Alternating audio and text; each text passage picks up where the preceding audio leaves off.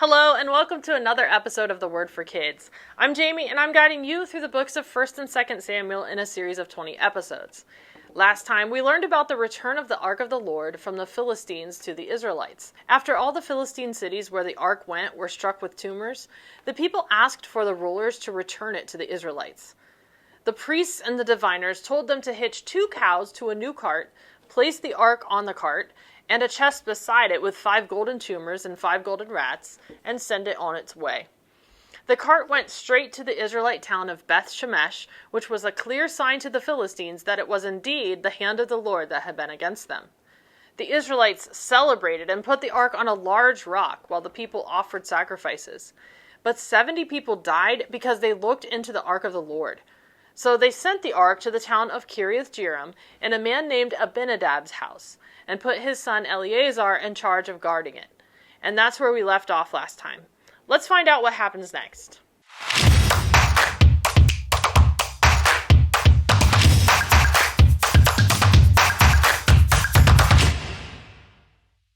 So as we said, the ark finally ended up in Kiriath-Jearim, and that's where it remained for 20 years. Samuel was serving as the leader of the Israelites and told them to get rid of their foreign gods. He said to them, "Commit yourselves to the Lord and serve him only, and he will deliver you out of the hand of the Philistines." Let's pause right there for today's word of the day.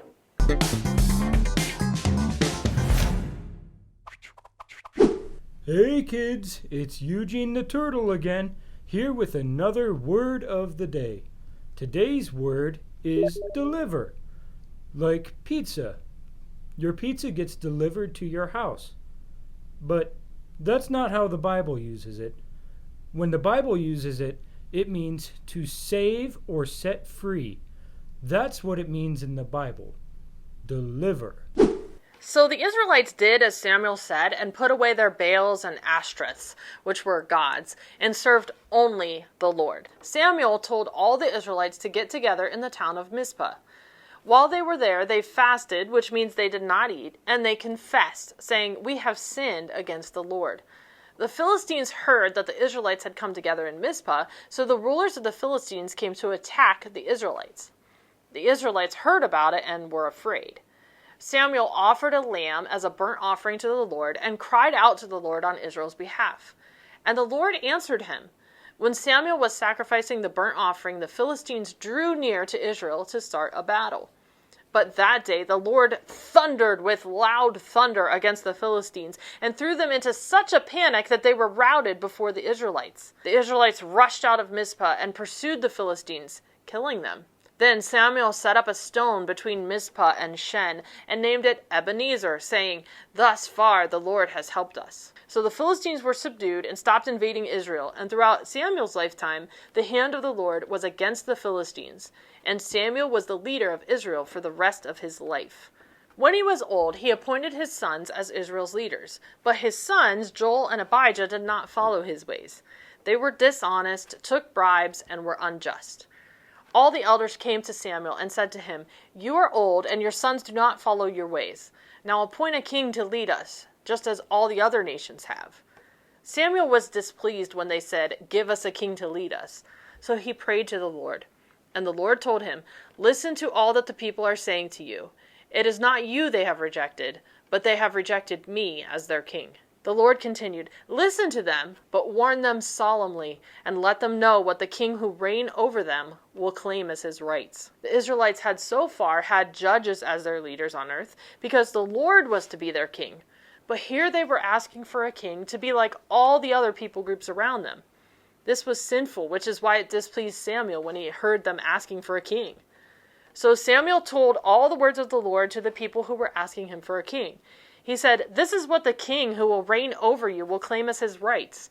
He will take your sons and make them serve with his chariots and horses, and they will run in front of his chariots. Some he will assign to be commanders, others to plow his ground and reap his harvest, still others to make weapons. He will take your daughters to be perfumers and cooks and bakers, and will take the best of your fields and your vineyards. He will take 1/10 of your flocks, and you will become his slaves.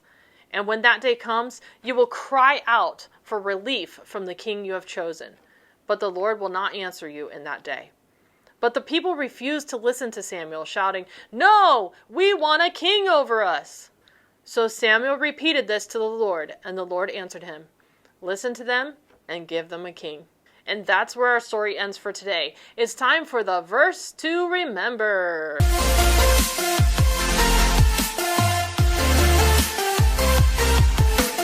Today's verse is 1 Chronicles 16, verses 11 and 12. Look to the Lord and his strength. Seek his face always. Remember the wonders he has done, his miracles and the judgments he pronounced. One more time. Look to the Lord and his strength. Seek his face always. Remember the wonders he has done, his miracles and the judgments he pronounced. 1 Chronicles 16, 11 and 12. Today we learned something interesting about the way the Lord works. This episode was all about the people using their free will. They wanted what they wanted, a king. God wanted his people to put him first as their king, but when they insisted on having it their own way to try to be like the other nations around them, God instructed Samuel to let them have their king. This would turn out to be a terrible mistake for the Israelites. As we know and have talked about, God always keeps his promises, and he had warned the people about the terrible things that would happen if they appointed a king. But God allowed the people to have what they wanted at the time. How does that apply to us today? Well, as we think about what we ask of God, how often are we asking him for what we want instead of asking him to show us what he wants for us? It's okay to want and work for goals and things in life, but we're wise to seek out first and foremost what God wants for us and to line up what we ask of him with what he has asked of us. Take some time to talk to your parents or a leader at church about ways to discover God's plan for your life, and then ask God to give you the things you need to carry out his plan. That's all the time we have for today. I can't wait to see you again for another episode of The Word for Kids.